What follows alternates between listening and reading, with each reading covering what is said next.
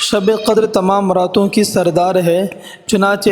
محبوب سبحانی قطب ربانی حضرت شیخ عبد القادر جیلانی رحمۃ اللہ علیہ فرماتے ہیں کہ تمام انسانوں کے سردار حضرت آدم علیہ السلام ہے، عربوں کے سردار حضرت نبی اکرم صلی اللہ علیہ وسلم ہے، اہل فارس کے سردار حضرت سلمان فارسی ہے، رومیوں کے سردار حضرت صہیب رومی رضی اللہ عنہ ہے، حبشیوں کے سردار حضرت بلال حبشی رضی اللہ عنہ ہے، تمام شہروں کے سردار مکہ معظمہ ہے،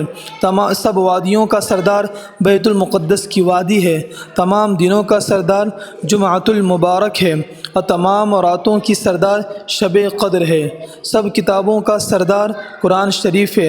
قرآن شریف کی سورتوں کی سردار سورہ بقرہ ہے، سورہ بقرہ کی سردار آیت الکرسی ہے، تمام پتھروں کا سردار حجر اسود ہے، تمام کنوؤں کا سردار زمزم کا کنواں ہے، تمام عصاؤں کا سردار حضرت موسیٰ علیہ السلام کا عصا مبارک ہے، سب مچھلیوں کی سردار وہ مچھلی ہے جس کے پیٹ میں حضرت یونس علیہ السلام رہے، تمام اونٹوں کی سردار حضرت صالح علیہ السلام کی اونٹنی ہے، تمام سواریوں کی سردار براق ہے، تمام انگوٹھیوں کی سردار